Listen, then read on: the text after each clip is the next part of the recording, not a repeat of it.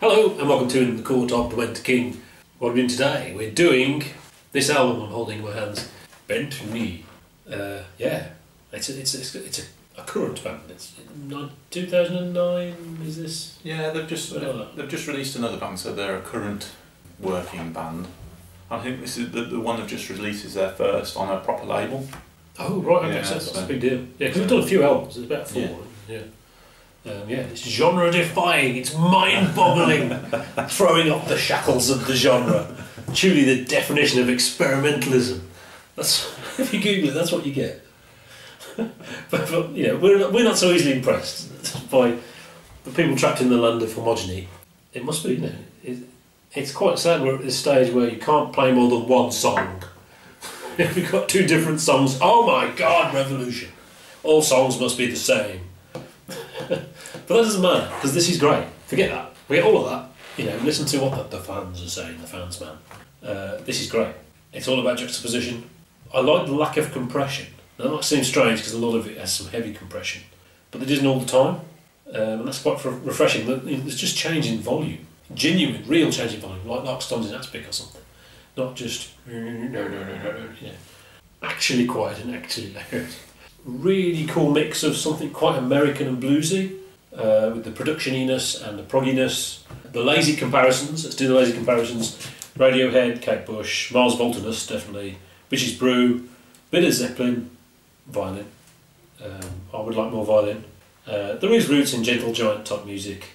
Some really nice jazzy chords. I suppose that's sort of Bitches Brewy, but dare I say it, a bit of magma. Zero. The lead guitar is mostly just lead guitar. Let the bass do its job. Doesn't have to be and you do your job and do some lead, which is really low in the mix. But that's good.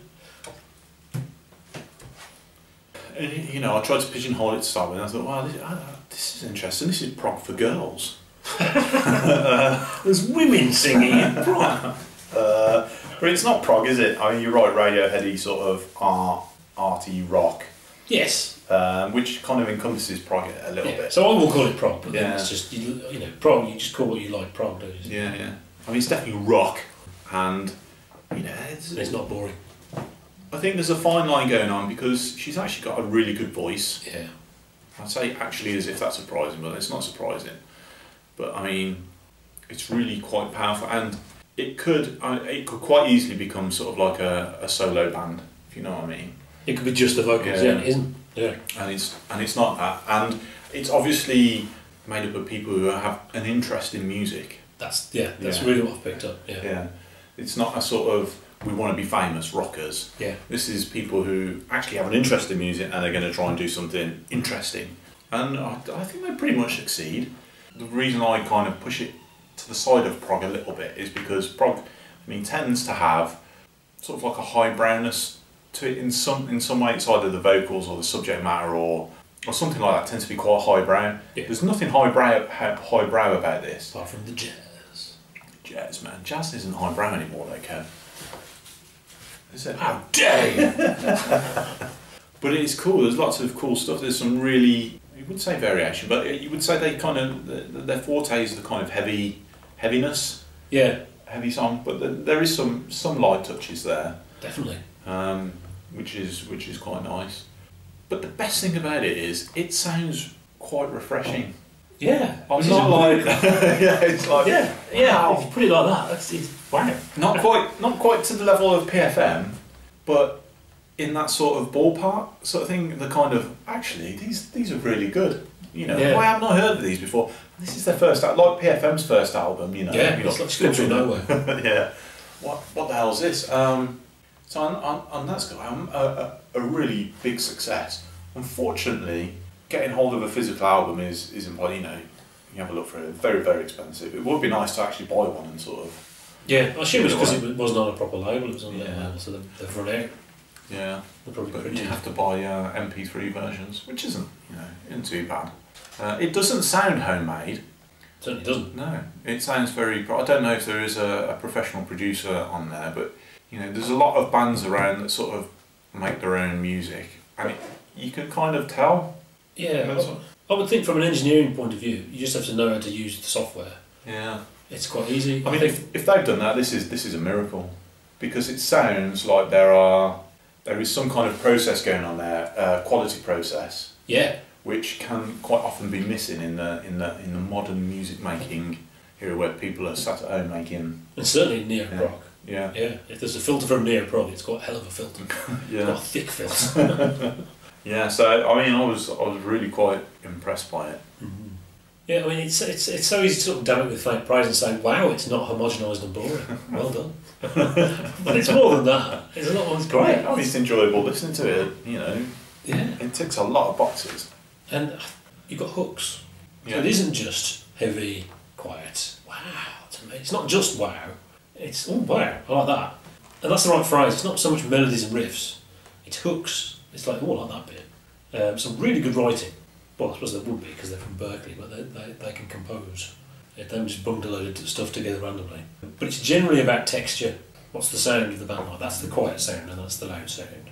But there are these bits when it sort of breaks out into a melody. So you've got the build-up, and when the payoff, not really a denouement, but when it breaks into the melody, it's oh man. And sometimes I put it back and just listen to that bit again, which is controversial. And the heaviness is great, like you said. It avoids. It's not metalness. It's not dream theatering, which is fine, but it's kind of boring. So it's good that it's basically the heaviness comes from the bass and the drums, which is correct. I much prefer it live. Really, I'm quite surprised about that. Yeah, because it's very produced, isn't it? Yeah. It does seem that's what they sound like. They are, and there's still plenty of production live, so there's still plenty of effects on the voice and things like that. And I would rather hear it even cleaner. I would like to hear it really clean. Most people wouldn't, obviously. You realise that the intro to Urban Circus, that first song, it's not very far from Indiscipline. That's what they're doing, basically, But yeah, the singer is actually amazing, and the album doesn't show it that much because it sounds like it's just produced, and he's just going, and then they put a thing on to go. But I think that's really what he really is that good, and the microtonal Indianness that is great. That's awesome. There is a cover version there's a couple of cover versions actually. Since I've Been Loving You, which is really interesting, but there's also a Creep, which is fairly straight, but that really emphasises the vocals, I suppose, and it's something very simple that isn't really like their stuff. So that's good. And the reason they're called Bent Knee, and it's an odd name, and that it's not that odd. It's just Bent Knee. What it is, there's one called Ben and there's one called Courtney. So Bent Knee. It's Bent Knee, okay. But it's Ben Levin. His name is Ben Levin. And I thought, oh my god, and Tony Levin's been touring with the Levin brothers, with his brother. His brother's name is Pete. Just Tony Levin. As far as I know, he's not related to Tony Levin. But yeah, it is Berkeley. It seems a shame that now, it takes that level of education to get anything interesting. I can't see that happening from Steve at number 12. And that's a shame. Yeah, when they talk about themselves, actually, Bent Knee formed in 2009 as a democratic collective determined to push the boundaries of pop and rock. That sounds familiar, doesn't it? That actually sounds like that Gentle Giant thing that apparently didn't write. But also Henry Cow, a democratic collective. Fortunately, it hasn't ruined the music. They're not just doing anything they like. Well, I'm not going to play that riff while you're doing that. I'm just going to go bing bong. It's better than Henry Cow, not as good as Gentle Giant. Not that means a lot. But it is interesting, it will be acceptable to the indie kids because of the sound of it. I can't quite, maybe because it's very produced. And that's despite it being really naturalistic. Like you said, you get the sense they're really into this. And you watch a video of them playing and there ain't no posing there, they're just into the music. They're in the music. Not that it matters what they look like. But it means the amount of bollocks being written about them is ridiculous. It's not necessarily a bad thing because it's good to push something like this that isn't really, it should be. Break stylistic and temperamental new ground. They broke new ground. It shows how, if you're fashionable, suddenly they actually listen to the music, and music journalists are some morons. But to be fair, we're in a very easy position here to make fun of proper journalists. In that if you were forced to listen to the latest boring indie band every week. I mean, we struggle sometimes, don't we? Yeah. And we choose an album that we want to review. Yeah, and if and it's not just that you've got to review it, you've got to lie, basically, because if you're told, the record company, they're pushing this one you have to say is revolutionary, then you have to. you know, God, it must be really boring and soul destroying. So in that context, it was awesome. They tend to use the phrase art rock, which is interesting. Maybe just prog is just too far. They can't use that word. Really, art rock is usually the poppier end of prog. So it's your Roxy Music and your Berlin Bowie, and this isn't that at all. But you know, all those genres. Everyone's got their own version of them. It doesn't mean anything, does it? So yeah, it's really good. Yeah, it is good. I've only listened to the first album. I've heard like clips of other stuff. Yeah. So it is one of those what if things, and maybe they'll get better. I hope they're not stuck in the fans want this style now. I think Shiny Eye Babies was the follow up, and I have listened to most of that. I think, and it does sort of follow the same style. That there's definitely an epicness to them, which almost operatic, mostly because of her voice, I think, which can be a problem in the sense that opera it can be quite wearing. You know, I've cut my finger. It's the end of the world. Oh, my finger! Which I find quite tiring, but they don't. I don't think they cross over into that. I don't think they're influenced by Wagner. No. I just think it's that sense of scale, you know, that sort of very quickly get a very big sound. They must listen to, although the kids will say Mars Volta. I think probably they like similar stuff we like. I think Genesis-y stuff, early Zepp. Actually, I think that's where the vocals are coming from. Actually, partially, I think and Cabush. So actually, I think the latest it does stay in the same vein in terms of progression. I didn't notice too much progression. In fact, at one point, this album ran into the next album, and it was seamless. Oh, okay. Although there was some vocals from, I take it was Bent. Rather than me.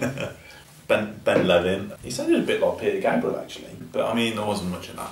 So I mean maybe they're trying to push it that way. But anyway, so yeah, I mean I don't know if it's worth doing the other albums. That's tricky, isn't it? Yeah. You won't have anything to say at all. No, it could be quite difficult. Maybe we should leave it up to those guys. Yeah. Shall we review the other two albums or possibly the next album? Yeah? Yes. If not, we'll choose something else. Yeah. Should we do the next two albums of Bentley or should we do something else? And we've got 2 weeks before Stephen Wilson review. So that means, what will we do in 2 weeks if we do bands that 3 weeks? Unless we do Hawkwind again. Yeah. Yeah, so yeah, let's do that. Let's leave it up to those dudes. Yeah. I think I'll give this 4 eggs, which is a bit harsh, but I'm giving enough chance yet, really, to be allowed a 5 egg.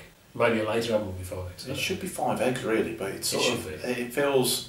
Yeah, at this stage stage I don't 5 eggs out too often. Yeah. And it feels a bit like... anything that's good gets 5 eggs. Yeah. And if it's a bit dodgy, it's 4 eggs. I mean, I do have the sense that maybe on multiple listenings, I might get a bit tired of it. That's the problem, isn't it? Yeah. Is it, wow, that's cool, and then never listen to it again? Yeah. Or is it, wow, that's cool, keep listening to it? Yeah. So let's give it 4, with the proviso that it could quite easily be a 5. Yeah. Interesting. See you next week.